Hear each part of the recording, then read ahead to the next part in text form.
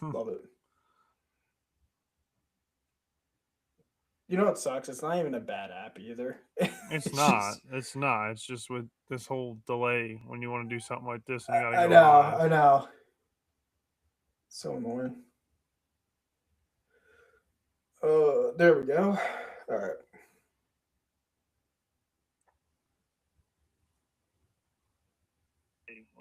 I know.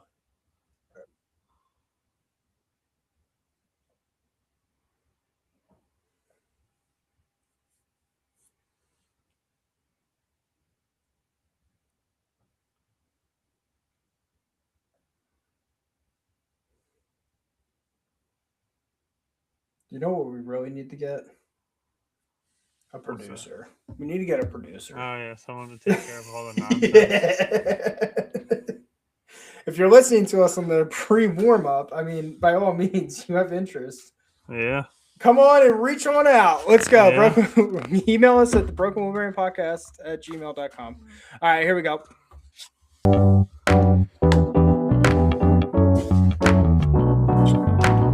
Powered by Riverside.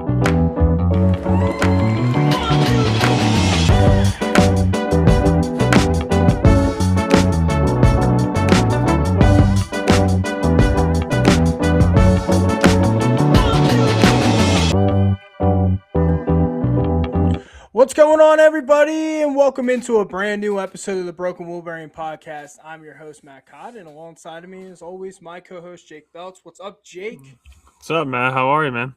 I don't know. It's really difficult to stare at that stupid flag in your background right now. Oh, I wanted to throw that thing away after Sunday. I mean, I know you were excited for that championship, the two-time championship Kyle Larson flag. Oh, all right. Dude, So I for all ordered of it the day after. And I just got it 3 days ago. That just for, shows you how fast they went out of stock. so for all of our Larson haters, Jake's put a bullseye on tonight's episode. I'm Oh tired of hearing man. the bubble crap. Oh gosh, here we go. Anyways, Jake, loaded show on tap for our guests tonight, for our fans. Blown Engine chat line wide open this evening for all of you listening to us. Feel free to comment. We got some great topics to share with all of you. Yes, if you did hear us in our pre warm up, I guess you can say, talk about needing a producer. If you're interested, again, we are trying to fill that role. Email us at the Broken Wolverine Podcast at gmail.com if you're interested, or IM us at the Broken Wolverine Podcast. Because, like I said, we are definitely looking for a producer. Jake, tonight we're going to continue our koozie giveaway as well. Last week we had some Yes. great koozies, gave out to some of our fans. Hopefully they got them in the mail. We do have a fan that ended up winning our Thirsty Thursday question. Unfortunately, his location was Massachusetts. We did not send that koozie out. So, Greg, if you're listening to us, we'll send out your koozie probably Thursday, or excuse me, tomorrow's Thursday, Friday, after we get all of our winners, just because I know that there's a lot of snow up in the New England area. We want to make sure your koozie gets out to you quickly as possible. So, again, you're going to be playing 3 questions tonight, playing for one of these guys. A nice Broken Wolverine Podcast koozie. So, Jake, racing in Atlanta. It was a good race. I actually really enjoyed it. Very good race. It was a very, very good race. It was. We're what now? We're the reconfiguration happened in 2022. Yeah. So this is now year 22, 23, 24, 25, 20. 4, It's going to be year 5. 5. Right. Yeah, 5. So this is year 5 at the reconfiguration. And let me tell you right now, I think the reconfiguration has been absolutely fantastic in everything that it's been hyped up to be. Right. I think that year 1, I was a little skeptical with it. I thought we were going to get probably more pack racing than ever. Kind of a mini Talladega, mini Daytona, where it was 3 wide, fuel saving, and all that. But it's been everything but that, right? Yeah. Handling's a big factor. Tire wear's been a big factor.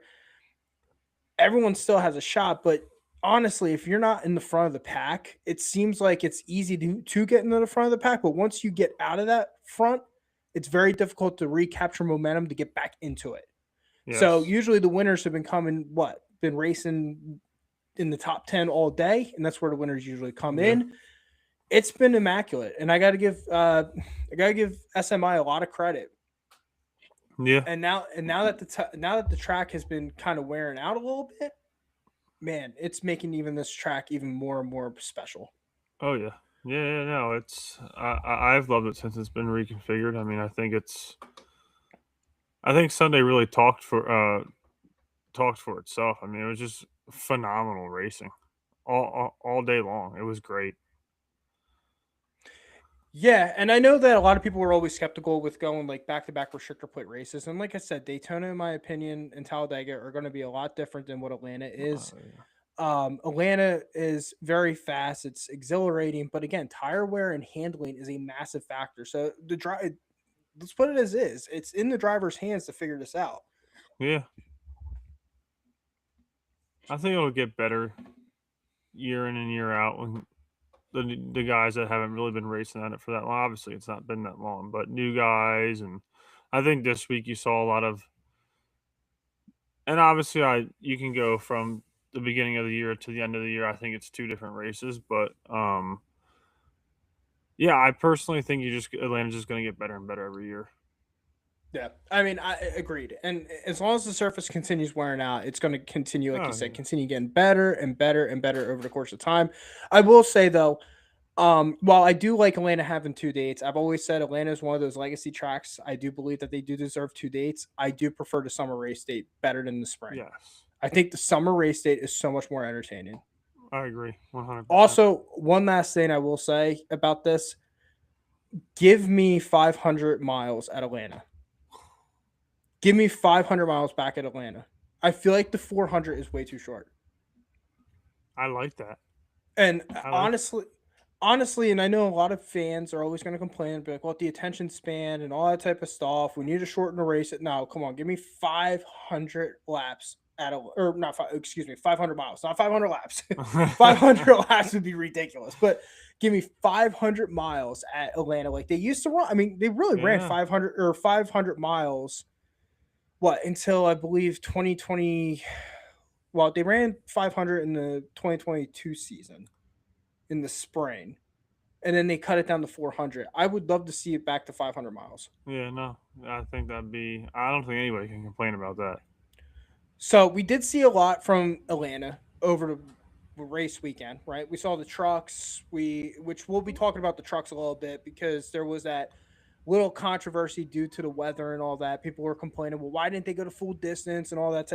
We'll talk about that with all you. The O'Reilly Auto Parts Series had a first-time winner. That's massive, right? We'll be talking about that a little bit in this episode, and then of course we'll be talking about the Cup. We had a winner we had a guy who went back-to-back. Yes, back-to-back wins to start the season. Huge start to the season for Tyler Reddick. A lot of tinfoil hats. I will say that, and we'll be talking about all those conspiracy theories later in this episode as well. But Jake, I want to kick things off tonight. Again, if you're listening to us live, Blown Engine chat line wide open. Any topic, feel free to chime in. We would love to hear your opinion. And again, we'll be playing. We'll be giving out 3 koozies tonight on our koozie giveaway on tonight's episode. But before we kick things off and continue to talk about Atlanta, according to jski.com, for all the fans out there, NASCAR again has another lawsuit on hand. For all of you that did not see this in the news, Joe Gibbs Racing has filed a complaint and adds Spire Motorsports and Chris Gabehart. So, according to jski.com, Chris Gabehart has formally opposed Joe Gibbs Racing's request for a temporary restraining order and injunction, filing a sworn declaration disputing the allegations of trade secret misappropriation. In his filing, Gabehart acknowledges that he photographed certain JGR documents in November, but states he had no intent to use or disclose confidential information and did not transmit or share any JGR data with Spire. He asserts that a forensic review conducted under a protocol drafted by JGR's counsel and performed by a firm selected by JGR found no evidence that he transferred, distributed, or used confidential information over to Spire Motorsports. First of all, and again, this article is courtesy of jski.com. So again, we got lawsuit gate in NASCAR once again. And it's very funny that another Toyota camp's involved in this.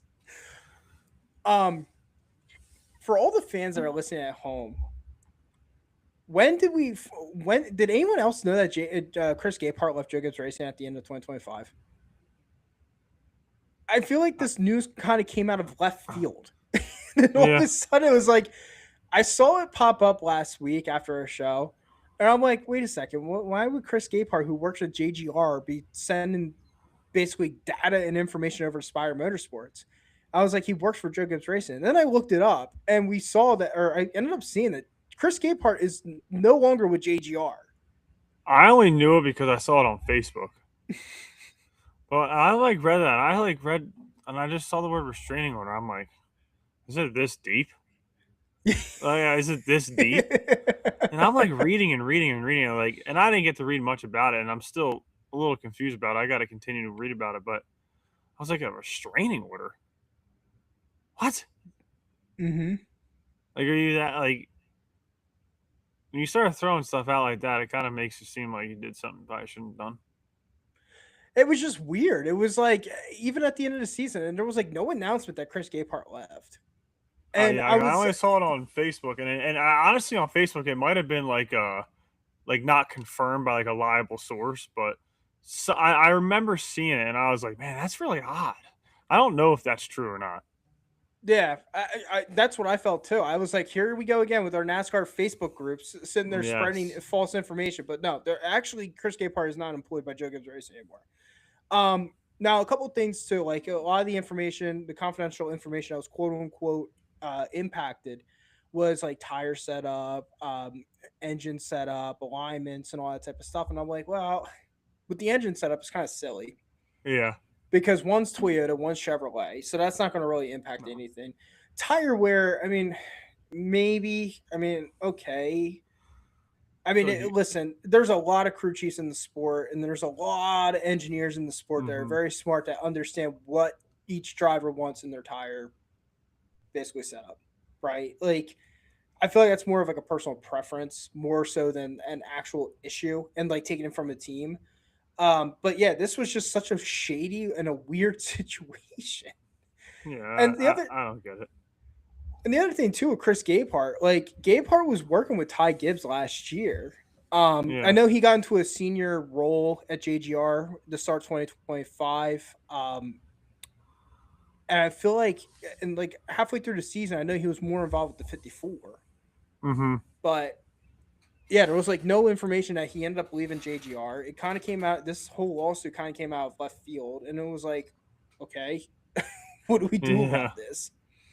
I don't know. I feel like it's another thing that NASCAR is just going to handle offline, to be honest with you, to be like, we don't really need to deal with this. I mean, and at the end of the day, if you think about it, man, like these guys have been doing this shit for years. Like, giving away information, are you really giving away information that people probably could figure out on their own?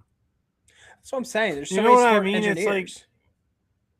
It's like, and you made a great point. Like, it's a driver preference. Like, oh, I'm gonna go tell you what this guy liked it when I worked over here. Like, it doesn't mean it's gonna work here.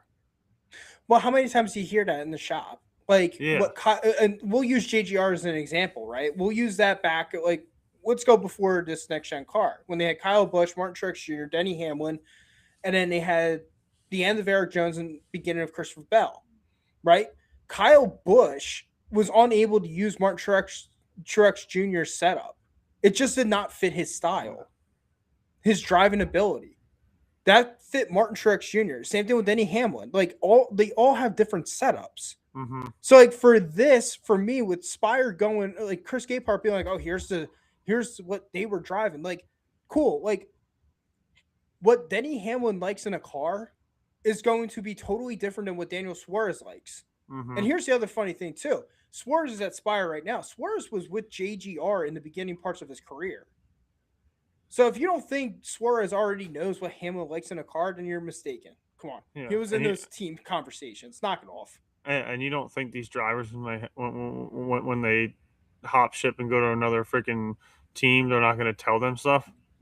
No, absolutely not. Dude, maybe it was a really bad falling out, and we just don't know. And there's more behind us that us fans don't know. But obviously, it'll come out unless NASCAR does a little sweep under the rug and deals with it on their own. Probably. Which I don't see anything coming out of this, but a restraining order is crazy, man. Like, that's Yeah. crazy. A little ridiculous, right? And Yeah. like my final point on this is like, man, imagine being Chris Gabehart, right? At one point you were at the top of the world Yep. as a crew chief. Like Hamlin was winning races left and right under that like duo, right? And starting in 2019 all the way until 2024. And it's like you go from that into basically you're unemployed right now. I don't even know if Yeah. another team's going to take them on. I mean, with this all going on, I don't see anything happening this year. No, absolutely not. But again, Blown Engine chat line wide open. What are your thoughts in regards to Chris Gabehart, the Joe Gibbs Racing dilemma lawsuit? And again, the article we referenced was from jski.com in regards to Joe Gibbs Racing filing a complaint and a restraining order against Chris Gabehart, leaking information to Spire Motorsports. So, Jake, let's do question number 1 tonight. Again, for our koozie giveaway, you'll be playing for one of these bad boys. All right, let's start off with this one. We'll give Tyler Reddick. We'll do the first question that has to deal with him.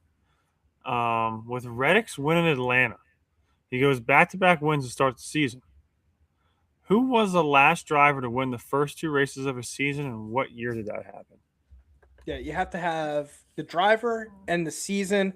And in order to win the koozie, feel free to chime in onto the Blown Engine chat line and answer the question. And like I said, first one to answer, we will reach out to you. We'll share who it was, and we'll reach out to you at the end of the episode and get you out a koozie as well. So, all right, Jake, great transition into Atlanta. We were talking about Tyler Reddick, but we're going to kick things off with the lower level series. Let's start off with the trucks Saturday.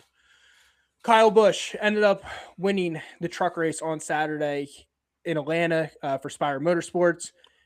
Big win, I would say, for Kyle Busch. Honestly, I thought it was going to be kind of the kickoff for a nice Kyle Busch race weekend, right? I thought it was going to be cool. He got the swagger back going to Atlanta.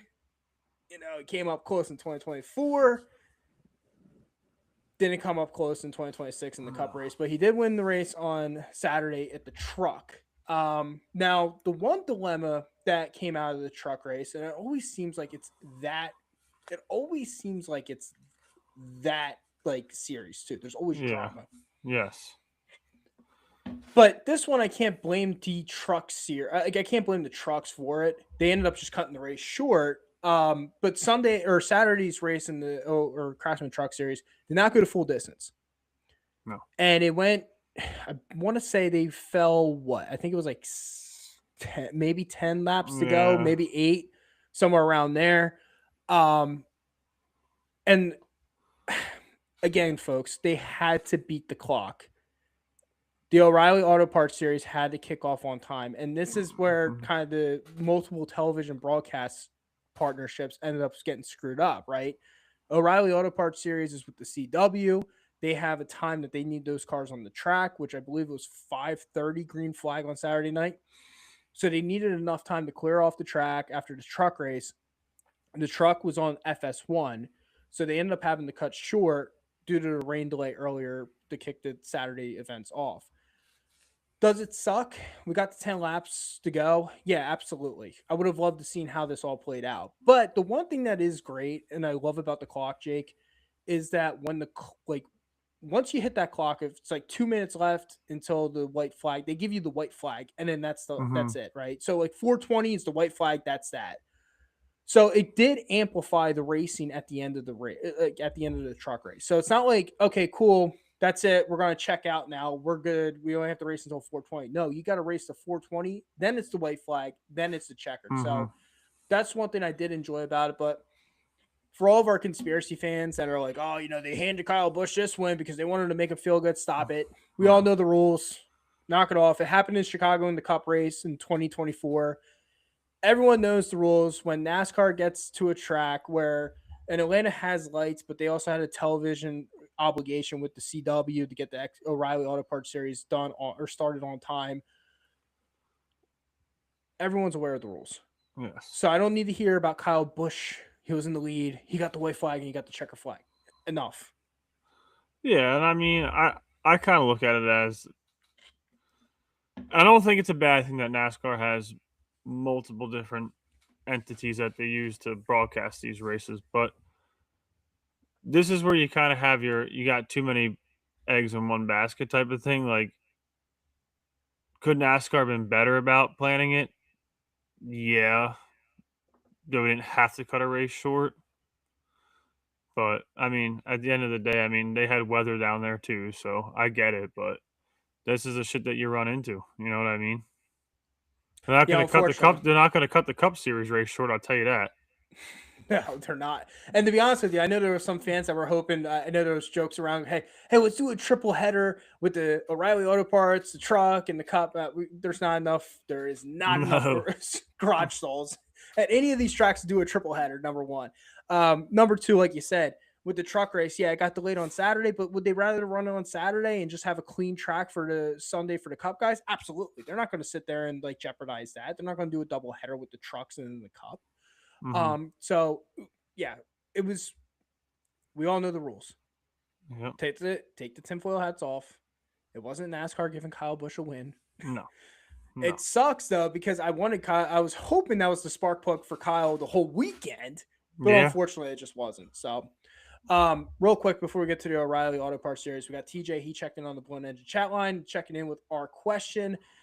First answer, he said Matt Kenseth. That is correct. And the second answer, he said 2009. Absolutely. Mhm. For a bonus for you and I, could you name the two tracks that Kenseth ended up winning those two races at? Yeah, they were not the same. Well, of course not. But he won the 500 in 09. Can Yeah. you name the next track? Yeah. I don't know the answer, actually. But I know it's not Atlanta. No, it wasn't Atlanta at the time. And like this is going to drive me nuts because I want to say it was California. I want to say it was Fontana, but I feel like that was when NASCAR got weird for a couple years and they put Phoenix right after the 500. All right, well, looking this up right now, Kenseth in 09. God, we really need to get back on our history of NASCAR. And I am a big Matt Kenseth fan, too. Me too. Okay, so Kenseth in 09, he did go back-to-back at Daytona and Fontana. So, and then, yeah, they changed Phoenix to the second race date after Daytona in 2011. Okay, so TJ, message us on the Blown Engine, or not the Blown Engine, message us on our Facebook page, the Brooklyn Wolverine Podcast, and IM us, and we'll get your contact information. We'll get a koozie out to you later this week. But even going back to the truck thing real quick, and I figured touch on it real quick. Like, I'm a big guy that when there's no qualifying, I don't like to. I don't know an answer. I don't have an answer on top of my head on how you do this, and it's a NASCAR thing, but they've been doing this for years now. Like, I don't like the fact that when there's no qualifying, I would go off last week's results. Not really a fan of that. You know what I think is the best way to go about it? Take the results from the following year, and that's how you start. Well, they did that for years, where it was like if early in the season, right? It was if qualifying was rained out, they would go by points from the Yes. Now the first four races, like once we started getting in the mid-season, that's when they were like, okay, if qualifying's rained out, we're running the points at the point standings at the time. You can't do that based off of one race, right? No. But I would have, and NASCAR did this metric stuff obviously during the pandemic to determine qualifying order and all that good stuff. They kept the metrics in place all the way up to today to determine qualifying order. Now, they did the results. Don't quote me on this. I believe the metric in the formula is like the week before's finish. And then it's like average speed. There's a bunch of different formulas that go into the metric. Yeah. So, but you saw that a lot this weekend, right? Yes. Because qualifying was rained out. We saw a lot of, even Sunday. Sunday was rained out. We saw the metric basically get put back in place. For me, I probably go from last year's points or the previous year's points, like you said. Go old school. Just do that. Do that, or use a website like driversaverages.com that we use all the time and go off of driver averages. You know, like it just. It's a way to try to make it fair, and I get it using the results from Daytona. Okay, yeah, it's being fair, but come a guy who got bought in the fucking big one, and now you're starting the fucking back. Like, Yeah. don't get me wrong. Like we kind of started off with, like you said, like you can funnel up to the front of Atlanta. You can. Mhm. It's just like you use this at like Coda, and a guy like SVG wrecks at Atlanta on Sunday, which he did not, and Well, I starts in the did. back. Well, yeah, he did, but and he starts in the back at Coda. I mean, I think that's fair to everybody. Yeah, I prefer. I mean, so like going back to your driveraverages.com, I love those guys. Thank you so much Yes. because we use them a lot. But like it's so difficult because it's like, could you imagine like Atlanta being rained out for qualifying in the Cup Series, and then the metric that we're using is the average finish at Atlanta? It's the I next didn't gen come up car. with a bunch of different stuff. You know what I mean? Like I don't change it even up. like. You have such the weirdest like line Yes. because like even hypothetical, we'll say Daytona, and Daytona they'll never get rained out, right? They'll find a way to qualify, but imagine a Daytona 500. You know who your pole sitter would have been in that scenario if they used driveraverages.com to determine the starting lineup of a rained out Daytona 500 qualifying? John Hunter Nemechek would have been your pole sitter. Like, I mean, could you imagine a field starting off at like a restrictor plate race, like with like John Hunter Nemechek, Cody Ware, like You that gotta would give be credit where credit's due, though. yeah, I agree. You I know? agree. But let's head over to O'Reilly Auto Parts Series. Let's give a round of applause to Sheldon Creed, right? Yeah.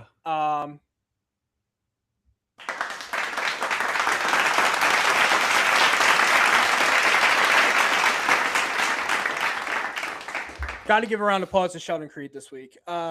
First time he won a race in the O'Reilly Auto Parts Series. Massive congratulations to him. Oh yeah. Now I have to give a lot of credit to Ross Chastain because Austin Hill was in the lead blocking, and guess who knocked Austin Hill off the track? Ross Chastain. Yeah. So Sheldon Creed should be buying Ross Chastain some beers for that first win. But listen, it was a feel-good story on Saturday night with the O'Reilly Auto Parts Series. Sheldon Creed is probably one of the hardest working dudes in the garage. And he's come up, 15 times. He finished second in that series and didn't capitalize. And when I look at Sheldon Creed's career, basically got dumped by RCR. He got into a massive fight with Andy Petrie, Austin Hill back in Martinsville in 2024. The dude's been through so much. And for him to finally capitalize on that win, it's like, oh, man, what a relief for him. Mhm. And Haas Racing Factory, too, right? Yeah. There was a lot of shuffling around with them over the last couple of years, going off Stewart Haas Racing, going into the Haas Racing Factory in the Xfinity Series. They have a really good driver lineup with Sam Mayer and Sheldon Creed. But like I said, credit to where credit's due. Sheldon Creed put the car in the front, stayed in the front, was able to manage, had a really good race strategy. And then sometimes Lady Luck gets you, right? Yeah. I mean, when Austin Hill had the lead, I was like, here we go again. Another Austin Hill shocker. Old man beats up on little kids at super speedways and restrictor plate tracks in the O'Reilly Auto Parts Series. But my man Chastain knocked him right out. Yeah. Going for the win, knocks Austin Hill right out. And then obviously it delivers Sheldon Creed his first ever victory in that series. So got to give a lot of love and credit to Sheldon Creed there. It was a great move at the end, too. Yeah. Yeah, I thought it was. I didn't catch any of the race, but I saw the move. I'm like, damn. Yeah, listen, I'll give Austin Hill a lot of credit, right? He ended up saving that car. He ended up drifting back up on the track, and he could have collected a lot more cars from coming up off the apron, and he didn't. So, I mean, credit to him for salvaging the car, not wrecking the field. But there was a couple drivers I was really impressed with. Rajay Caruth, who is with Junior Motorsports. They're saying it's a part-time schedule, but it's way more races in 2026 than part-time. I believe it's 26 races. He's going to be racing the 88. Rajay Caruth had a really nice car on Saturday, and he ended up winning stage 2. He ended up finishing second in stage 1. Rajay Caruth is a prospect I personally really like. He's got a lot of financial backing coming up through the system with HendrickCars.com. It was funny when he got the sponsorship from HendrickCars.com a couple years ago. What ended up happening? As soon as that announcement made, he won the race at Vegas in the Truck Yeah. Series. Ended up coming up into the O'Reilly Auto Parts. Still very young, talented prospect. I'm pulling for Rajay a lot this season. Hopefully, he has a successful 2026 with Junior Motorsports, leads into a full-time ride in 2027 in the O'Reilly Auto Parts Series, and eventually see this prospect at the Cup Series, hopefully in 2028, 2029. So, all right, Jake, before we get into the Cup, let's do question number 2 for the Koozies tonight. Question number 2. Oh, that's a good one. Who won the first race at Atlanta since it was reconfigured? Oh, it's a great one. And again, you're playing for a koozie tonight. And again, we will be mailing them out later this week. In order to win a koozie, answer Jake's question. One engine chat line. First one to answer. Boom. Win a koozie tonight. Jake, repeat the question before we head to Yeah, the one more Cup time. Series. Who won the first race at Atlanta since it was reconfigured? Very good. And then, like I said, answer on the one engine chat line, and we'll check the chat as we continue our dialogue this evening. So, all right, Jake. Cup Series, Atlanta. We were racing in the ATL on Sunday. Yeah. And as we opened up this segment and this episode, absolutely love the reconfiguration. I think the reconfiguration is fantastic. It has produced absolutely immaculate moments, great finishes. Every single race always brought something special to it, and it's almost like you're glued to the TV, right? Dale Jr. had a quote years ago. He's like, "If I'm going to any race on the circuit as a fan, I'm going to Atlanta." And a lot of people were like, "Okay, let's let this play out a little bit before you make that." But no, he's completely right. The new reconfiguration at Atlanta, we've been running on it since 2022, and again, every single race, it's come down to the wire. Yeah, it has. Every single one. And we've had a lot, William Byron has won twice, Chase Elliott's won twice down there. Joey Logano's won twice, excuse me. He's won in the spring of 2023, Yeah. he's won in the fall of 2024. Christopher Bell's won a race, and same with Daniel Suarez. So, and I feel like every single one of those finishes too, and we can always point to 2024 with Daniel Suarez and the basically 3 wide to the line. Daniel Suarez ends up winning that. But there was, again, over the years, there's been some great finishes. There has been. And this past weekend, same thing. Yeah. Fantastic finish. First topic of conversation I want to discuss tonight with our audience. Let's talk about Tyler Reddick and his 23XI group. Script writers are right. Tinfoil hats. Take them off, folks. Trust me, if there's anybody in any organization that NASCAR does not want to be handing out wins to and trophies, probably 23XI and Michael Jordan right now. There's no script in the world that's designed like, yeah, Jim France loves seeing Michael Jordan and Tyler Reddick winning all these races. All right. I'm sure that, the water's under the bridge, but it's also kind of like, guys, come on, be realistic here with the conspiracy. They gave Reddick that win, and they gave Bubba stage 2 because they just want to see, they want to see 23XI as good as possible. Stop. It was not scripted. Where this race basically, to me, was one for Reddick. And he can give a ton of credit and a lot of thank yous to Carson Hocevar. Oh, a lot. First of all, Hocevar, I know that they say that his nickname's the Hurricane. Yeah, that's a great nickname. I would call him the Tornado. You have no clue what the hell is going to happen on the track. You have no clue where the car's going to go. And I get it. I love Hocevar for his, aggression. He'll put the car in places that it probably shouldn't be going. But at this point, he's got to be pissing off a lot of drivers. Well, hey, Kyle Busch had it perfect in his post-race interview when he won the Truck Series. I had no idea what Hocevar was going to do. I don't know if he was going to help me or wreck me. Exactly. Well, Christopher Bell on Sunday, again, going back to how Reddick kind of got this win here. Christopher Bell, on the final or on the, one of the late restarts, he's second next to Reddick or Bubba, excuse me. It's next to Bubba. Yeah, Bubba. ends up taking the green flag. They go into turn 1, and guess what happens? Hocevar sees a hole, and there goes Bell into the wall, right? There was, again, not taking away what Tyler Reddick did in this race. And if you heard us talk last week in regards to Tyler Reddick, this is last week was such a feel-good story for him because he was winless in 2025. 23XI was in the lawsuit. He was in last week, or in his contract, it basically said, like, in the contract, it basically said if the team's not chartered, well, guess what? I could end up walking to a chartered team. But hey, everything worked out in the lawsuit. So that whole 23XI win at Daytona with Tyler Reddick was kind of like the icing on the cake.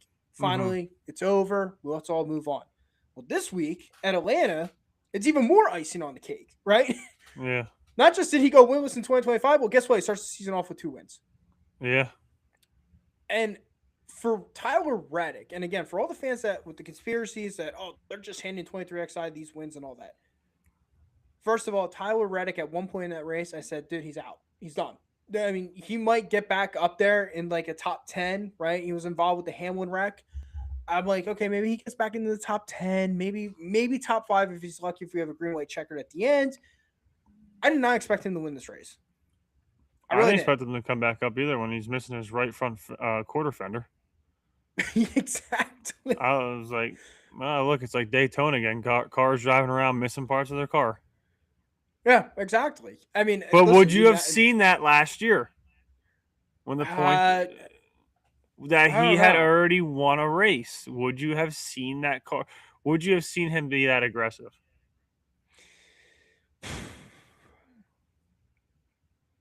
Speaking of aggressive, there's a lot of drivers on Sunday that were very aggressive. Very aggressive, and we're going to talk about all of the drivers. Yeah. Would I have seen that last year? Maybe you put the car back on the track. I don't know. But are you fine with a top 15 finish with already have one in Daytona? Absolutely. Exactly. Yeah, but I do think that with and again, I credit NASCAR going back with the chase. I do, right? Or do you help Bubba out a lot more to get him that win? Probably.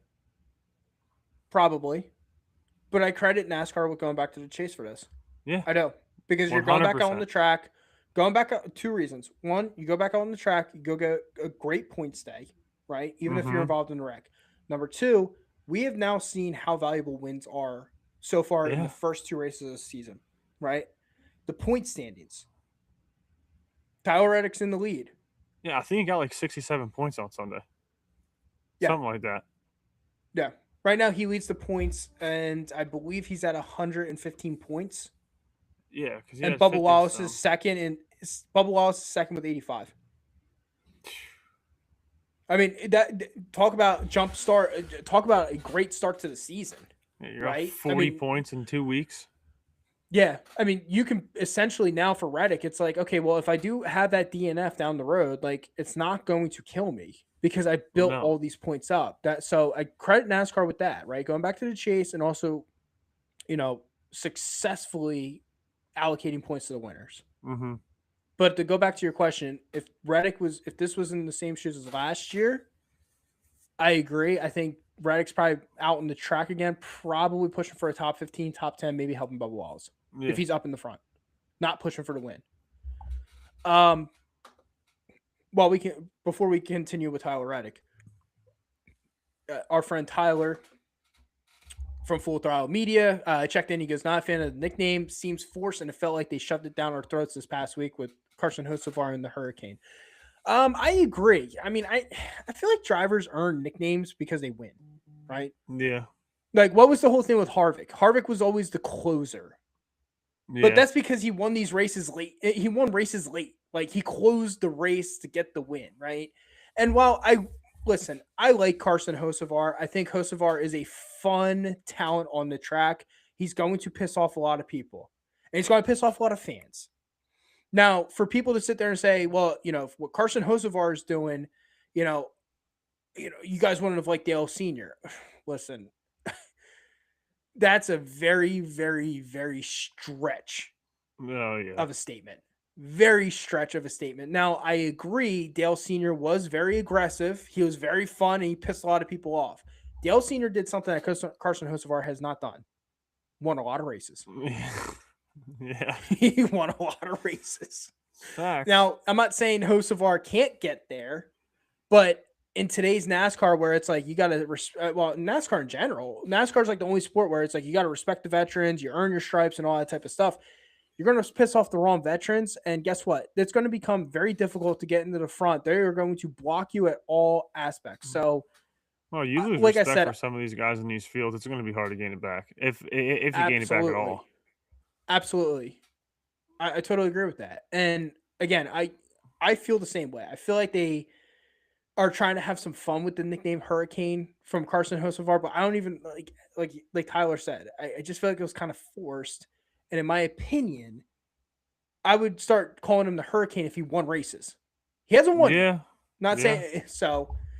Tyler checked back in again, and he goes, if Carson, excuse me, let me go in the live show on the stream. He goes, if Carson has one friend, he wins last week, but no one wants to help him. I agreed. I totally agree with you. And I think that the situation gets a lot worse. He pissed off probably one of the calmest dudes on the track, Christopher Bell. I mean, you heard the radio chatter.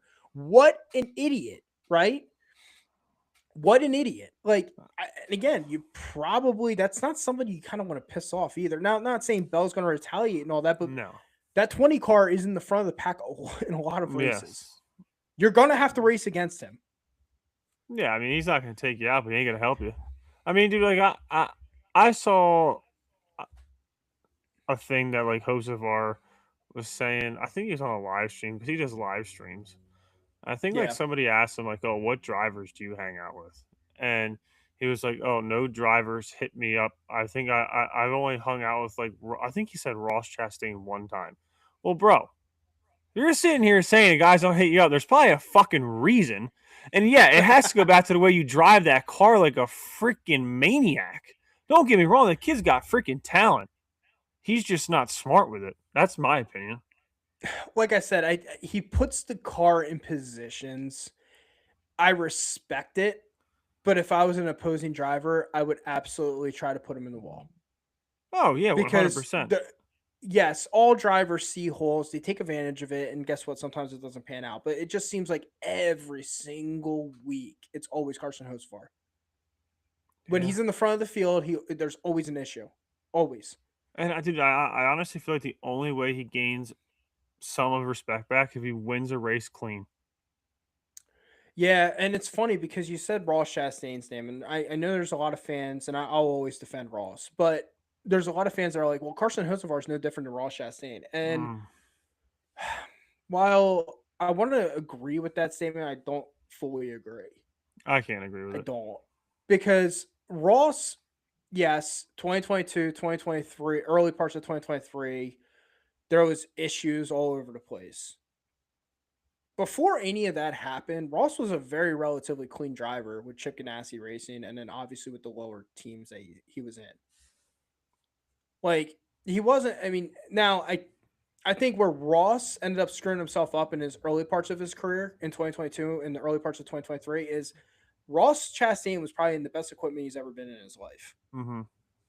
Trackhouse Racing was legit. Trackhouse Racing is a legit organization, and they got great equipment. And I think Ross was kind of feeling himself, right? Because he's like, oh my God, like this equipment's like, I can run top 5. I have a top, if my car is like 10th best, I can put the car in the top 5 because eventually, everything's going to even out. Yeah.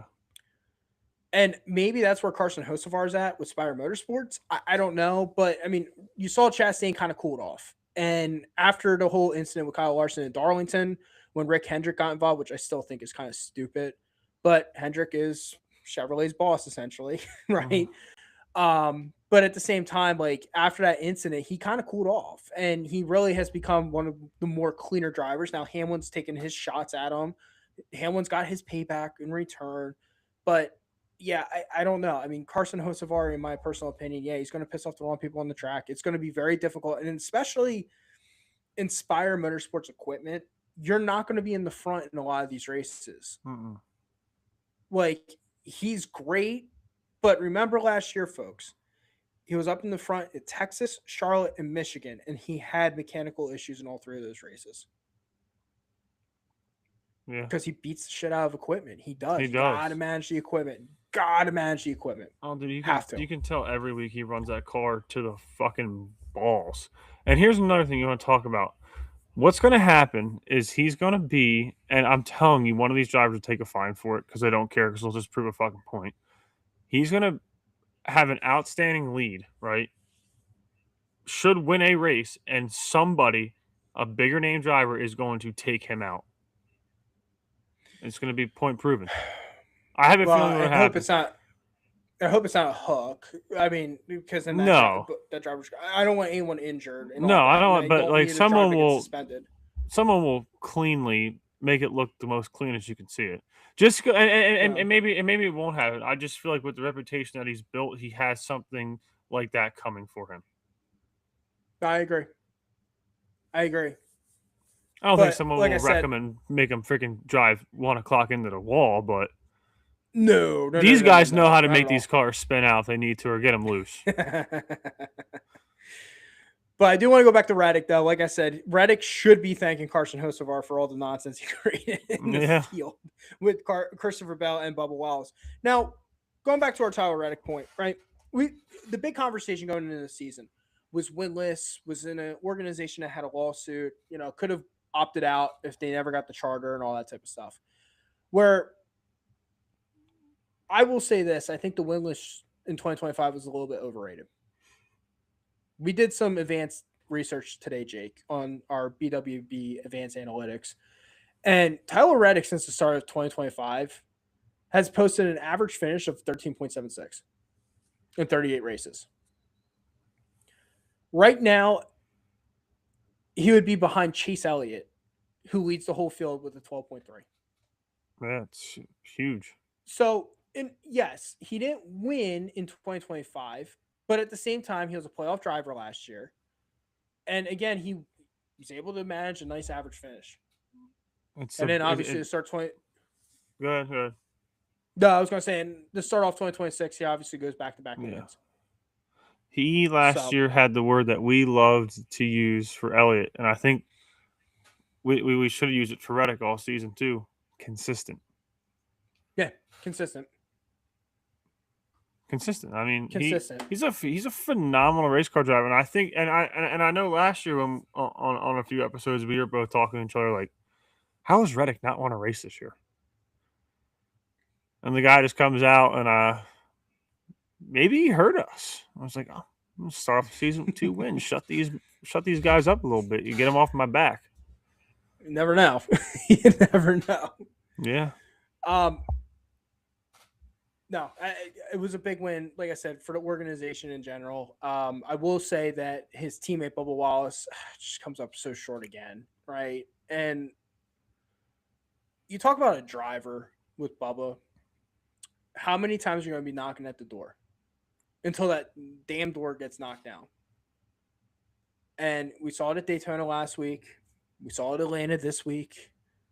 And it's just like, damn, it's just like 2 races that he looked so dominant in. Mm-hmm. And his teammate ended up winning both of them, which, I mean, if you ask him, he probably feels good that 23XI was in victory lane. There's no doubt about it. Let's stop the conspiracy theories that he's mad at Michael. He's mad at, I can't say, no, we're not starting that. But at the same time, like when a driver, especially last week at Daytona, led the most laps and was so close to coming up to his first ever 500 again. And then this week at Atlanta, right? Like he has the lead going into the green white checkered, right? Everything ends up panning out. Kind of Carson Hocevar's fault again. But it just stinks, right? And it stinks for a driver like Bubba. But again, when we look at Bubba Wallace's stats all through 2025, through the last 38 races, right? He's got the win at Indy.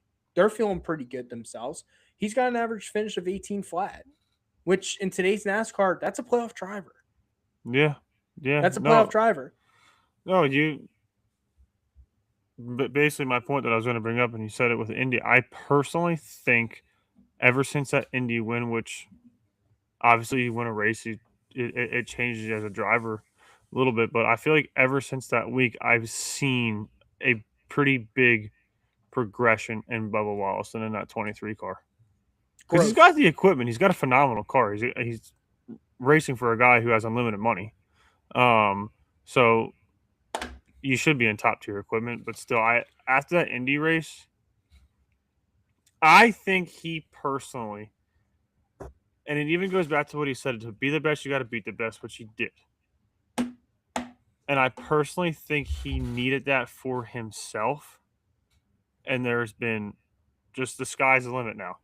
I know I can do this. I know I can win these races and compete against the best of the best at these tracks that these guys are good at. Like, if you think about it, there's a handful of drivers that dominate every single track. Yeah. Handful is very generous, though. It is very generous. It is very generous. It's very, very generous. And yeah, like we said in our preview, right? Yeah, your favorite driver might not have won. There's 36 shots at it. Yeah. A lot of there is like 4 drivers that are going to win multiple races a year. I mean, I expect Bubba to be in victory lane. I do. I think 23XI, in my personal opinion, I think that their equipment, and like I said, with everything with the lawsuit, everything kind of passed by them. It's just, like I said, for a guy who is just like, oh man, it's like a couple of things could have went the other way. And now we're talking about Bubba Wallace maybe going back to back with Reddick, finishing those races like Bubba did. It's just tough. It was a tough break for him. It was a tough break for the last 2 weeks. He heads Dakota, which is one of his worst tracks this week. Yes. Where he finished 20th last year. He's not good. He's not a good road racer. And he goes to Phoenix, where he does not do very well at. So hopefully, let's see where the 23XI cars are at after these back-to-back super speedways, because we're really going to see what type of equipment they really have in 2026 after COTA. Yeah, I mean, I'm not even going to count Bubba out for this week because, I mean, last year he did show it. He is getting better at road courses. He is getting better. And he proved it last year, I think. And he even said it himself, I'm trying to get better at road courses. And I think he showed it a little bit last year. So, I mean, we'll see. I mean, I think COTA's wrapped up with one name, but you never know. Yeah, pretty much. Transitioning off of 23XI, right? And we talk about how New Atlantis just feels different than the restrictor plates of Daytona and Talladega. The one thing I took note, and I know we texted during the race, Jake, handling and tires were a massive factor on Sunday, which I love because, yes, are they going fast? Yeah, absolutely. But traditional restrictor plate tracks, they may only end up putting a fresh set of tires on maybe once. Yeah. In that race, maybe twice, maybe. Atlanta, you actually need to keep up with tire wear. Oh, yeah. You need to keep up with it. And we saw a lot of that at the end of the race. We saw William Byron. The tires ended up giving out. Guess what? He went into the wall. Yeah. He went into the wall, caused the big one at the end of the race.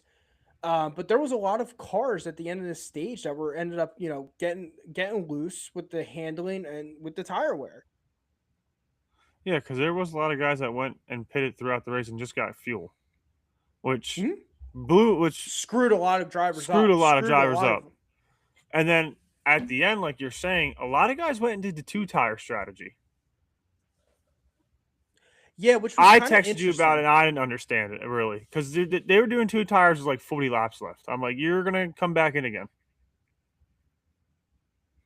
The 2-tire strategy was kind of stupid, in my personal opinion. Yeah. And it didn't work out for anybody who did it. It didn't. And Chase Elliott, I'll use Chase Elliott as an example, right? And Chase Elliott, damn, another week where he looked great and then stupidity happened. Pit Road was a prime example of that, right? In the opening stage, ends up overshooting his box. He had to back up, backed up too far. And you want to know the only reason why he pulled forward? And I'm telling you this, and I know for a fact. I shouldn't say no for a fact. I'm 99.9% positive. The only reason he pulled back forward is because his best friend was a pit box right behind him. And he wasn't going to be able to get out. And that was Ryan Blaney. Well, that was I think it was a 17-second pit stop or something. Yeah, it was horrible. I think it was 17. Yeah, there he was at the end of the back of the field. And then he tried the 0 tires. And then Yes. eventually him and Brad, they both tried it. And then at the end of the race, they just completely faded. Before the green white checker, what they did, they came down pit road, they got 4 fresh tires to try to get up in the front of the field. Unfortunately, way too late. Yeah. Ryan Preece, before the green white checkered, he ended up coming down pit road for 4 good years. And ended up shooting up the field, or basically through the field. And that's where I feel like Brad and Chase should have went down pit road and gotten the 4 tires as well. Because once Hocevar hit Bell, then that re-racked the whole field. You had another opportunity. You had another shot at it. Yeah. Yeah. Yeah, no, very thrown off by the 2 tire strategy and the guys pitting and just getting fuel, Sunoco fuel, and running, because those are the guys that didn't last. It didn't work for Blaney, like you said, it didn't work for Elliott, Byron. So I don't know. Maybe you guys are trying different things. Yeah, Cindric. So let me ask you a question. I'll ask the audience this tonight, who's listening to us live. Can you ever recall the first 2 races of the season having a worse pit strategy ever? I mean, I feel like at the 500, the synchronized manufacturer pit stops were absolutely atrocious. Oh, bad. Didn't screw up the field because they all screwed up. This week they were playing with fire. We know Atlanta eats tires and all that type of stuff, but they're playing with fire. Ends up going with 0 tires. Ends up killing a lot of drivers' days at the end. I'm going to tell you right now, I think a lot of playbooks for this season have been opened, in my personal opinion. Yeah. Last week at Daytona, I think the fuel mileage at Talladega may end up translating. And then I think this week, when they go back to Atlanta, I think when you have an opportunity to get 4 good years, you're going to get 4 good years. Oh, you're not going to see the same thing at the end when you go back there again. No way. You're not, because a lot of drivers ended up having bad days because of that stupid pit strategy. Mm-hmm. But again, though, like I said, I mean, I don't know. I just feel like a lot of these drivers went down way too late for 4 good years. I really do. Yeah, but I agree.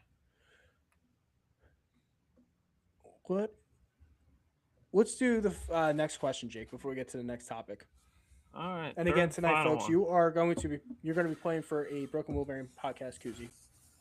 Yep. Third and final one for this evening. We got, what racetrack did Atlanta take for their second race date? Again, what racetrack did Atlanta take for their second race date?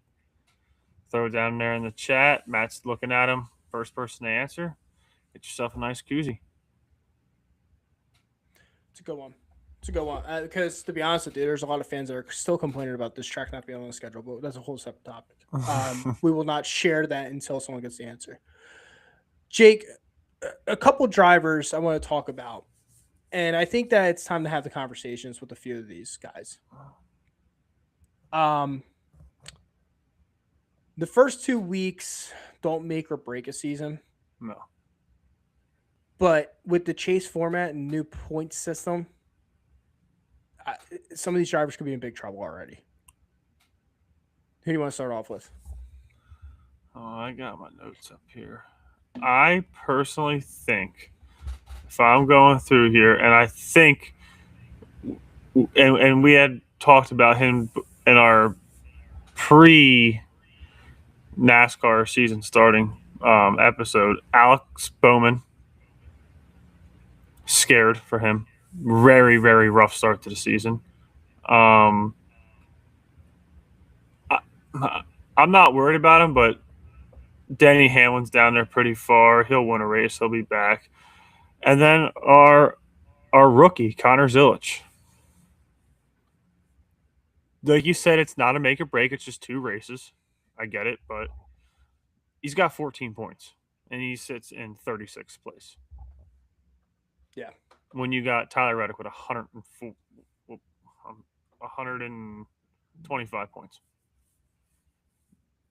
Yeah. So I want to go back to one of the first driver you mentioned, and that's Alex Bowman.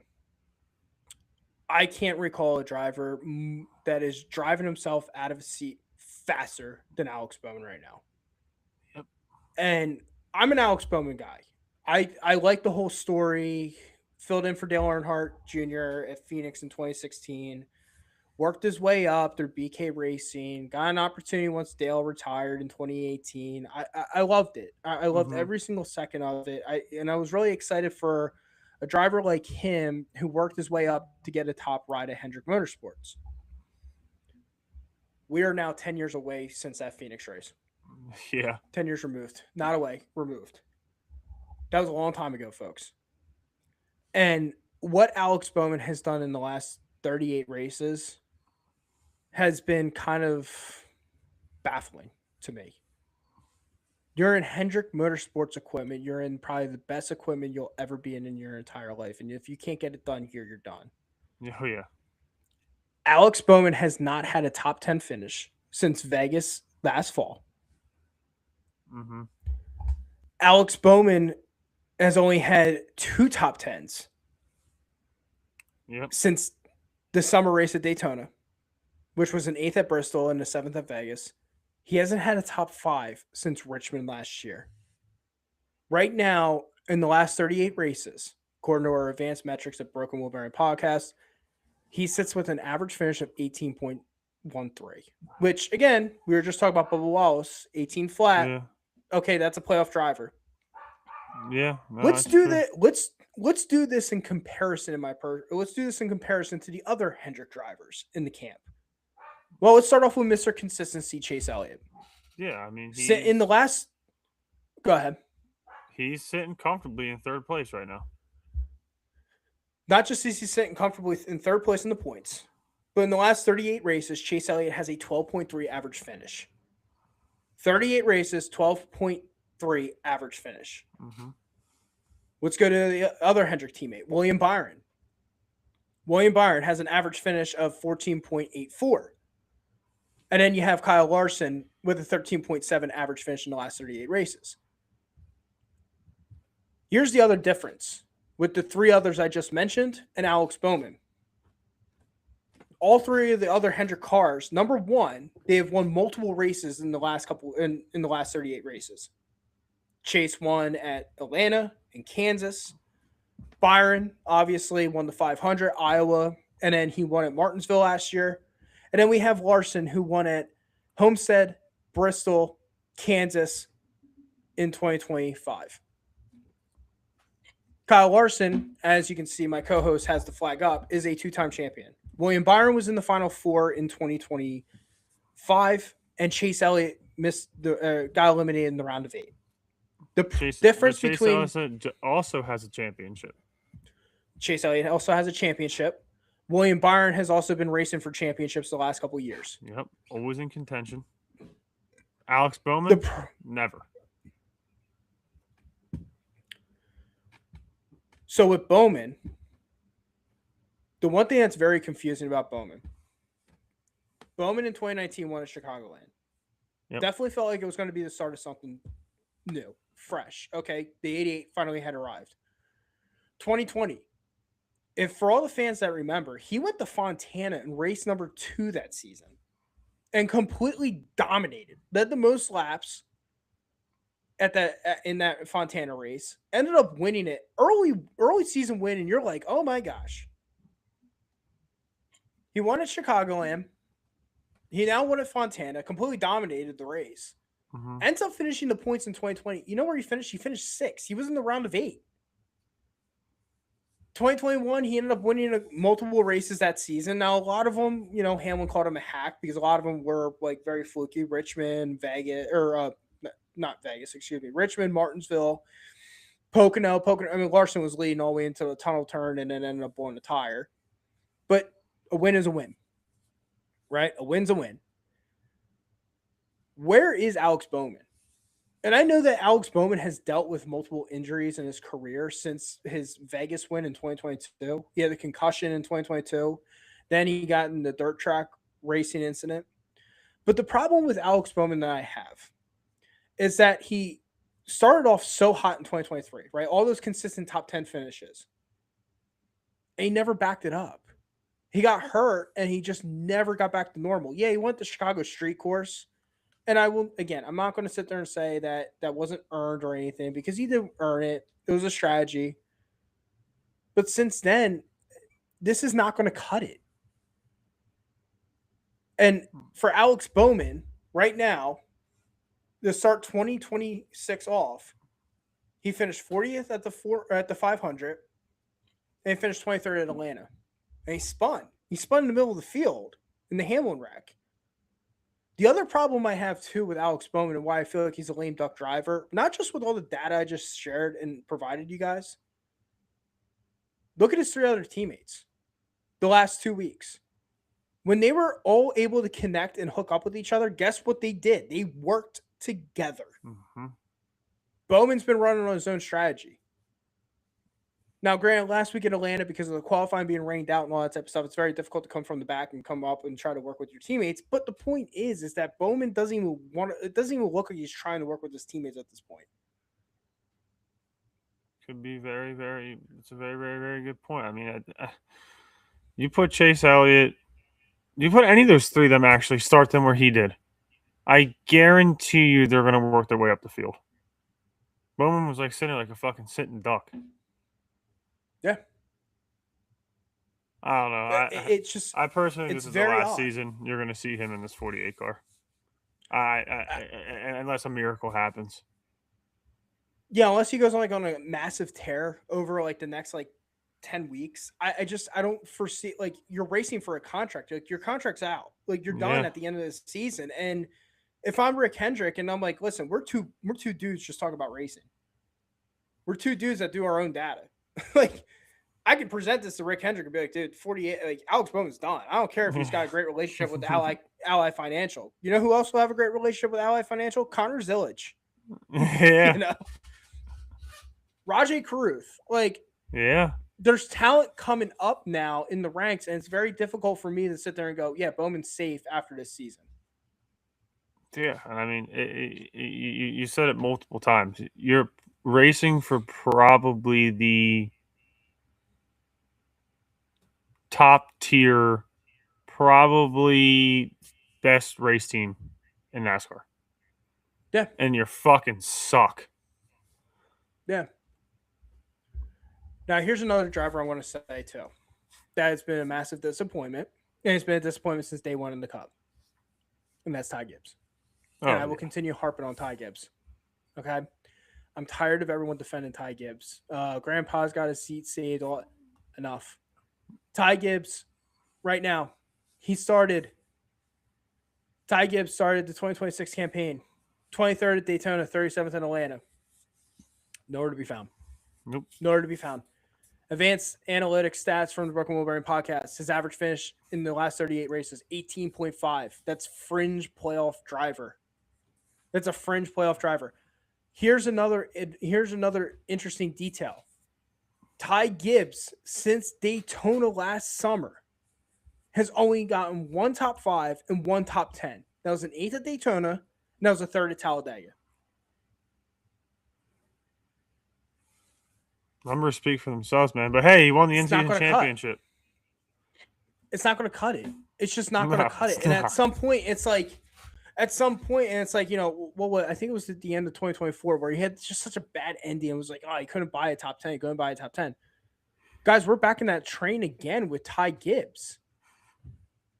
We're back in that train. And at some point, like, is it just the immaturity of him? And I'm not saying he's immature as a person. I'm just saying, is it the maturity of him being a good driver? He hasn't grown. No. And Joe, like, listen, Joe Gibbs has won multiple Super Bowls. He has won multiple championships. He's one of the most successful owners in NASCAR. Mm-hmm. I don't care if it's your grandson or not. He's got to put the organization first. Well, you brought up the point last week. As you just said the words I'm going to say. What is Joe Gibbs going to do when sponsorships comes in and be like, we're not going to pay to put a sponsor on that car? Yeah. Monster's going to be like, yeah, this is a waste of our money. Monster expects to be in victory lane. Yeah. They do. And again, based off their business model, for all the fans that don't think we know business, based off their business model, they expect to be in victory lane. In every single motorsport, they expect to be in victory lane. Mm-hmm. Ty Gibbs has not been in victory lane in his Cup career. Nope. Year one, usually the rookie transition is a lot more challenging to go from the Xfinity, now O'Reilly Auto Parts Series, up to the Cup. Everyone gets to pass that first year. That second year, he was at Bristol in the spring, and it was like, okay, man, it seems like he's going to be a driver that could win a race and be a contender for a little bit. Yeah. Didn't manage his tires, ended up losing that race at Bristol. Since then, though, what has Ty Gibbs done? Where is his highlight reel? It's been nowhere to be found. No, he's just And like I proving said, our it got predictions so right this year. It got so bad last year that Gabehart, who was kind of the overall head engineer of all the JGR cars, ended up having to solely focus on that 54. Yeah. You can't justify keeping him out on the track at this point if he continues putting up these results. You just can't. You're in Joe Gibbs Racing equipment. Yeah, I mean, Denny Hamlin Denny Hamlin has no issue. Yeah. Don't get me wrong, the guy's been around much longer. He's done a lot more racing, but like Christopher Bell doesn't have any issues. No. He Chase figures Briscoe it. doesn't. No, Chase Briscoe doesn't. His first year last year blew the free. Like, I personally think you're paying money for this car to be on there, and you're getting nothing out of it. And there's more of a track record with him than Alex Bowman, and it's worse. You're not even seeing it. I think Hendrick is going to be smart enough to realize this guy ain't it. Ran him out to the end of this contract. It's just not happening. If they sign him again, dude, that's just. Well, I think the difference between Rick Hendrick is he's going to look at 10 years and be like, okay, I gave you 10 years, dude. Yes. Joe's in a weird situation. And take the grandson out of the situation. Ty's still young. So it's like, okay, but like if Ty Gibbs cannot go through this season and progress and get to where we need him to be, then he's gone. He's got to be gone. And if he isn't, it's just going to be another Austin Dillon at RCR. Riding around on a free ride and doing fucking jack. Yeah. We got a couple chats coming in on the Blown Engine chat line. Ronald, he checks in. Ronald, good to see you again. Bowman's the worst driver at Hendrick. He has been terrible.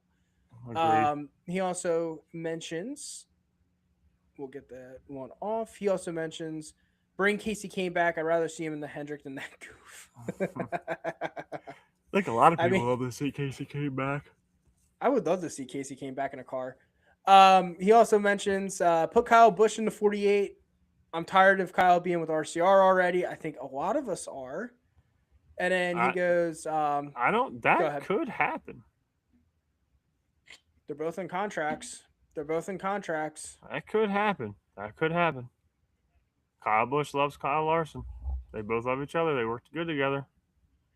Ronald also checked in and said, Monster must not want to be in Victory Lane. They sponsor Ty Gibbs and Riley Herbst. Solid point. That's a very solid point. Riley Herbst's a whole separate topic of conversation. Yeah. He's gonna be out of the 35 next year. Yes. There's no doubt about it. And like again, the only reason why Monster's on that car is because his dad's part of the business. He's like a head of something in, I think, marketing and Monster. I think Riley Herbst's dad, it's head of marketing or like head of business strategies or something. That's the only reason why Monster's on that car. Let's call it as is. He's head of marketing. To be honest with you, doing a great job. Yeah. Well, yeah. Great picks for the Monster cars this year. Jake, I'm going to hand the mic off to you. You have a topic that you want to discuss. Yeah. Topic that I don't ever really like to talk about, but with name on the flag behind me, biggest disappointment on Sunday. And I'm not even saying it because he's my driver. I think anybody who watched that race will 100% agree with me. Biggest dumb ass move I have ever seen out of a guy who's a 2-time Cup champion, has won 30 plus races, and races at Atlanta very well. At the end of the day, and I know he knows it, if he hears this, that I love him, he's my favorite driver. You're not, you don't got a 360 view of that car. Listen to your spotter. I don't care if you're Dale Senior and got 7 championships. You got a spotter for a reason. You listen to him. I just had to talk about tonight. Very disappointed in that 5 car. Very disappointed for him in the beginning of the season. I get it. He's not good at Daytona. There's been known he's not good at restricted plate tracks. But he is good at Atlanta, and he was probably the best car in that field until he fucking did that dumbass move. And he owned up to it, which any good racer will do. He was wrong. He didn't know. And he didn't listen to his spotter, and it's crazy. It's crazy because he's a guy that always is talking to a spotter. Yeah, it was just a boneheaded move for Kyle Larson, right? Like, I mean, he just came down on SVJ. I mean, like that was a Carson Hocevar move right there, dude. Like, fuck it. Like Carson Hocevar said, shake and bake, baby, at the end of that race. Yeah, I just, like I said, it was just an uncharacteristic mistake by Kyle Larson. Yeah. And to be honest with you, I mean, you always hear this term, like live for another lap, right? Yep. You're coming to the stage break. And I get it. You want the stage points, all that type of stuff. But it was just, again, uncharacteristic. And he came down, ended up clipping SVJ. And listen, credit to SVJ, by the way, who ends up getting clipped, goes through the infield. Ended up salvaging his day, finishing 6th. Yeah. But it was just a weird sequence for Kyle Larson, and it literally cost him a win. Yeah. That car was fast on Sunday. That car was very fast, and he's being like the running joke is that he's not a good restrictor plate racer, and I get it. But at some point, I mean, he has been getting better. Is the key term. And on Sunday, I felt like he had he was one of the best cars on the track. He just was. And just wrong move, bad timing. That was it. That was the end of the 5. A move I never would have thought I would have ever had to talk about this on this podcast. Him making some fucking stupid move like that. Yeah, but it's interesting though, because like Kyle Larson, Kyle Larson is probably one of the most special talents on the track. I've compared him back in 2024 on the show to Patrick Mahomes. He's the Patrick Mahomes in NASCAR. Talk about a guy who's like never out of it. You need to know where that 5 car is. How many races has he like had issues? Like the Coke 600 one year, his car was on fire, ends up still having a shot to win. Like he always finds a way. And every driver on that track has got to know where that 5 car is at. But just like Patrick Mahomes in the NFL, Mahomes does make mistakes. Oh, yeah. He will throw a boneheaded interception. And Kyle Larson, again, will make boneheaded mistakes on the track. Oh, yeah. And sometimes it is wreckers or checkers too much for the 5 car. Now, that's what makes him so very special. Aggressive. He was very, very aggressive that race leading up to that, though. Yeah, but again, that's what makes Kyle Larson special. It's like how he is that aggressive, but he's a strategic aggressive. Earlier in the program, we were talking about Carson Hocevar.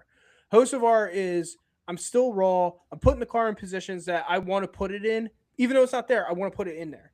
It's not going to work all the time. Larson will put the car in positions where it's like, okay, like I have a small window. I can fit the car in there. I could end up wrecking the car if I end up accidentally oversteering. Yeah, I mean, 9 times out of 10, he's going to put it in that spot.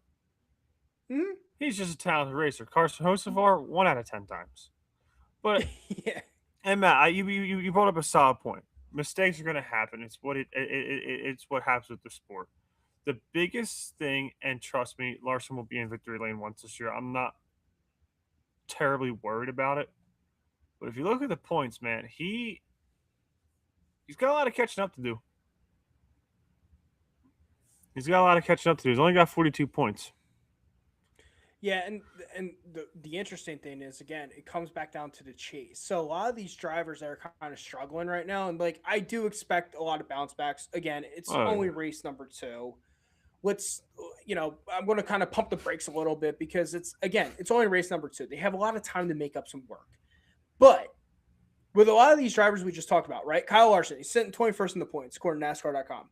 Like you said, 42 points. I look at a driver like Kyle Busch, sitting in the 24th, 36 points. Again, he's an RCR equipment. Do I expect Kyle Busch to make a turnaround? I don't really necessarily think so.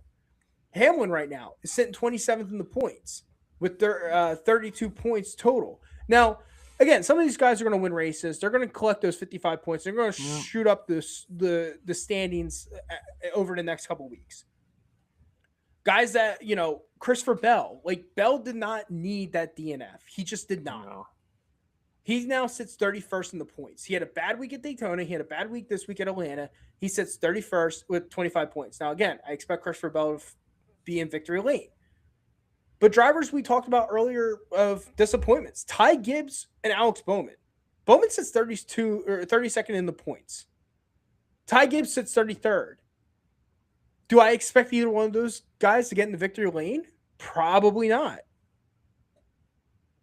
Probably not. And again, if they do, yeah, the 55 points are going to shoot them right up the leaderboard.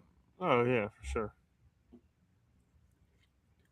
There is Final. before you get to that, you want to know somebody who I'm very impressed about and is sitting in the top 10 in points right now from NASCAR.com? Daniel Suarez. Yeah, Suarez sits 7th. I mean, he had A great start to the season. He had a very good back-to-back weeks at Daytona and Atlanta.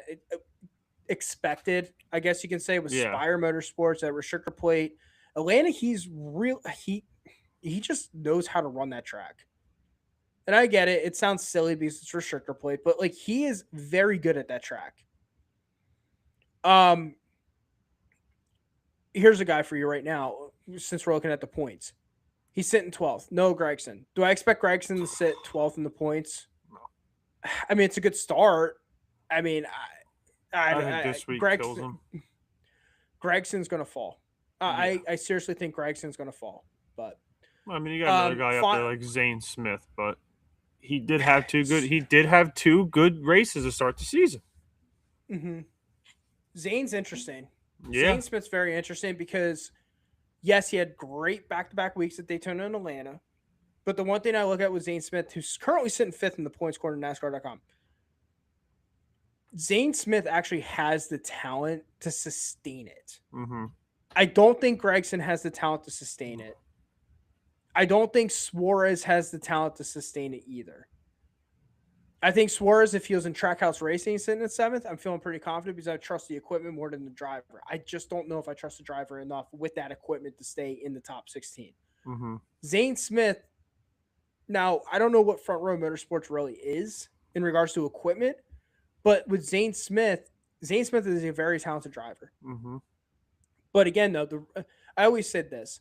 The real NASCAR season does not start probably until not this week, next week, when they go to Phoenix.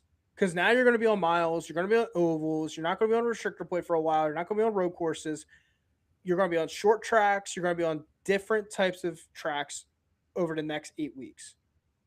We got Kansas in the mix, we got Bristol, we got Martinsville, and they're not in order, but you have different types of tracks coming up. Yeah. So, and Phoenix and Vegas, of course, and then, like I said, Darlington earlier. Well, yeah, it's like you said, you're going to see a lot of names come up and down. This week you might not see a big difference, but after this week, but who knows? Yeah, and I expect like drivers like Denny Hamlin, who currently is sitting 27th in the points. After when we get to Talladega, he's definitely going to be in the top 10. Oh yeah. So, Jake, final point coming out of Atlanta. I want to give credit where credit's due, and that's the SVG. And first top 10 on an oval. And everyone's going to be like, well, it's Atlanta, Matt. It's Atlanta. And I get that it's Atlanta, but SVG ended up spinning multiple times in the infield. Yes. Ended up coming back up, finishing 6th in this race. He currently now sits 16th in the points. But the one thing I've noticed from SVG over the last 2 weeks, while it is restrictor plate racing, it looks like he feels a lot more comfortable in the draft. Mm-hmm. And veteran drivers are willing to draft with him. Now, is that going to translate what we saw at Atlanta? Is that going to translate to Phoenix? Probably not. Is it going to translate to Vegas? Probably not. But it looks like a driver that's starting to gain his confidence on the ovals. I'm excited to see what the 97 and that crew can work up. Yeah, I mean, what is he, 16th in points? and he's going to go 16th into right a now, race yep. that he's 99% going to win. Yeah, so there's your 55 points right there. That puts him up sitting, and that's if he does win this race. Obviously, anything can happen, but if he wins this race, like he's going to be comfortable after 3 weeks, and that's probably going to make him feel really good. Yeah, then maybe he's figuring these ovals out. Maybe he's figuring them out. Yeah, then he gets to go to Phoenix, and then he gets to go to Las Vegas and test different stuff out. I mean, and then you go to and then you're down in the South. You're in Darlington, Martinsville, and Bristol. So it's an interesting name. It's an interesting name, and he got a lot of heat last year for the oval racing. Yeah. And while it was not great at all, I'm not defending it whatsoever. To start the season off in 2026, he's a fast learner. Yeah. He's a fast learner. And they may have collected a lot of data last year that fits what he wants, which translated into this year. So I got to give credit to SVJ. All right, Jake, let's take the white flag tonight, and let's get into our COTA picks. And again, 2 questions still on the board for our Koozie giveaway. Yeah. You want to reread those questions real quick? Let me get them back up here. Let me get off NASCAR.com. Bring these back up. All right. So questions that we're waiting for answers on, and you can always put them on after me and Matt check the comment section. We'll get back to you. First one is, who won the first race at Atlanta since it was reconfigured? That was, who won the first race at Atlanta since it was reconfigured? And the third and final question for the night was, what race did Atlanta take for their second race date? Again, what racetrack did Atlanta take for their second race date? Good questions. So again, you're playing for a koozie. So feel free, first one to answer on the blended chat line gets a koozie. We'll get your information. We'll send them out later this week. All right. So, Jake, we head to our first road course of 2026, and that is off to the Circuits of the Americas. Last year, very impressed with the track. I'm happy they condensed it. I really am. I thought that the track itself was way too long. They got drug out way too far, way too much speed. It was built for the long distance, or the full layout's meant for F1, not NASCAR. Them to condense it the way that they did, I thought was incredible. You still had a lot of the great braking zones and all that type of stuff, and they created more braking zones into that race. So, all around, well done job by NASCAR to get that together. Christopher Bell ended up winning this race in 2025. Jake, on our preview show, you ended up taking SVG. Are you sticking with them? Yes, I'm going to stick with that one. Taking SVG. Okay. Yeah, there's. It's just hard not to be able not to pick him. Yeah, I feel like I know Bell won the race last year, but I feel like SVG kind of messed himself up by getting too cute in that race. In the preview show, I chose Tyler Reddick. 3 in a row? Yeah, that's the question. Do I stay with Tyler Reddick this week? Which is a great pick, by the way.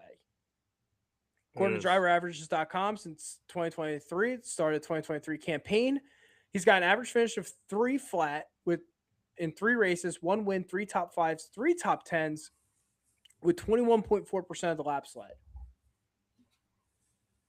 He's in the front a lot. Yeah. He's in the front a lot. I'm not choosing Tyler Reddick, though. I'm going off my preseason prediction because I just think 3 in a row is way too hard. Yeah. The start of season. I know Bell did it last year, but the start of season, 3 wins in a row, I just think it's too difficult. We're going Kyle Busch. All right. I like that. Going Kyle Busch this week. That's my pick. I want to see him win. 5.3 average finish in 3 races, 2 top 5s, 3 top 10s, 17.6% of the laps led in the 3 races at COTA in that stretch. I like Kyle Busch a lot. Yeah. Now, this is going to be interesting because Randall Burnett was his crew chief when he was having all the success. Randall Burnett was a very good crew chief when it comes to road courses. Is Kyle Busch coming in with a good enough crew this week to pull off the win? I don't know. But those averages are hanging out there way too much for me to not take him as my pick of the week. No, I like that. It's a solid pick. One to watch. Yeah. I'm hoping I'm able to catch it this weekend. I might have to watch it Monday, but we'll see. Yeah, it's always good. All right, next driver, one to watch for you. One to watch. We talked about him a lot tonight. He's the Hurricane. I'm going to say Carson Hocevar. Ooh, Hocevar on a road course. He is kind of an animal on road courses, to be honest with you. Well, with all those braking zones, like that 77 is going to put that car in positions that it shouldn't be in. Oh yeah. On fire. Yeah, probably. I'm going to Chastain. Okay. I'm going with Ross Chastain as one to watch. He won this race in 2022, by the way. 7.7 average finish since the start of 2023. 1 top 5, 2 top 10s, 4.2% of the laps led. I feel like if it comes down to strategy, I feel like Ross Chastain, for me, I feel like Chastain's going to pull the strategy off. Chastain's the one to watch for me. Well, mine was going to be going with Chastain. Mine was because I was thinking about this. I was like, Matt's going to ask me who. I was going to pick Larson because he's won here when it used to. Well, now it's O'Reilly. He's won here after that bonehead move. I don't really know. I gotta have to take a step back for him. I'll pick him later in the season. He's going off. He's starting off with a rough start. I think this week's going to be rough for him too. Yeah, there's so many Larson opportunities and layups. I just feel like using Larson in this situation, I don't know. Final dark horse. 10. A dark horse. Yeah. Dark horse. I don't really think he's a dark horse, but I feel like he's got.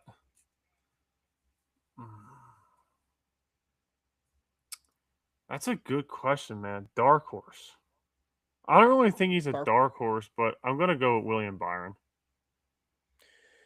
Yeah, I guess dark horse in regards to the rough start to the season. Yeah, track for him to turn it around. Yeah. I mean, first of all, Byron leads all drivers in average finish at Dakota since 2023. Like I want to say, could you use like a Michael McDowell? But he's good on road courses. That's not really a dark horse. McDowell's not. Believe it or not, though, McDowell's not good at this track. Oh, then game McDowell. McDowell. Okay, yeah, McDowell's not even in the top 15 in average finish. I feel like that's a better dark horse pick. My dark horse, I talked a lot of shit on him tonight. I'm going with Alex Bowman. Alex Bowman is very sneaky good at this track. I don't know what it is. He sits fourth in average finish at this track at 5.3. Now, granted, he's led 0 laps. But he's got 2 top 5s and 3 top 10s. Okay. He was in contention back in 2022 to win this race until he got caught up with Chastain and Allmendinger and then getting knocked out with, eventually the final blow. But I'm going Alex Bowman. I think Bowman keeps up the hot streak at Dakota. If there's ever a week, man, I just feel like we're going to be saying this a lot with him this year. If there's ever a week, but I really feel like this is the week where there's no chance that he cannot overcome. Like, this is a very good track to him. I don't know why, but he's not a road racer either. No. But I'm going Bowman as my dark horse. So, all right. So our picks this week at Coda. Jake is staying with SVG. His dark horse, or his one to watch, Carson Hocevar, his dark horse, Michael McDowell. We picked Reddick in the preseason, but I just don't think he wins 3 in a row. But I will go Kyle Busch as my pick this week. My one to watch, Chastain, and my dark horse, Alex Bowman. We picked all Chevrolets, by the way. Yeah, I literally was just thinking that. Picked all Chevrolets.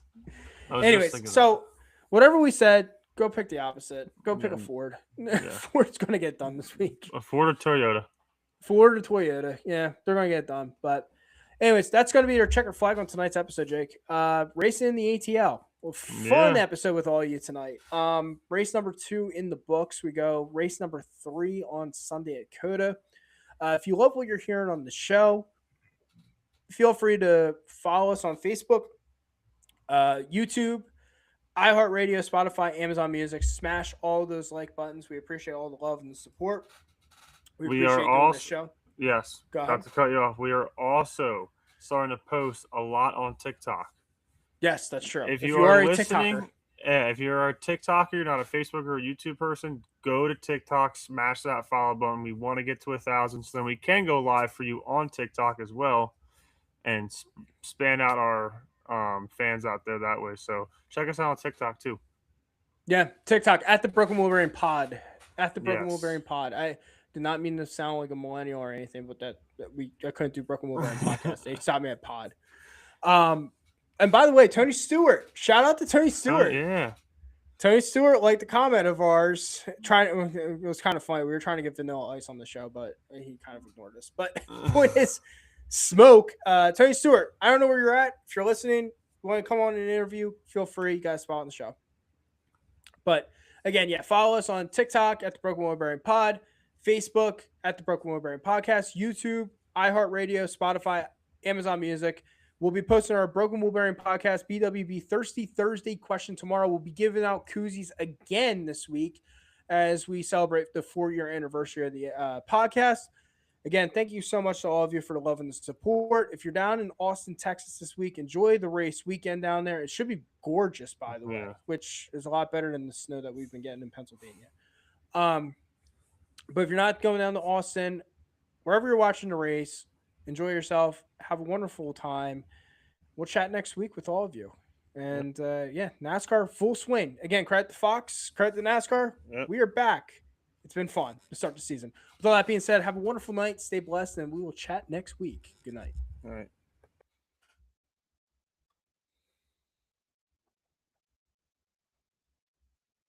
This is fun.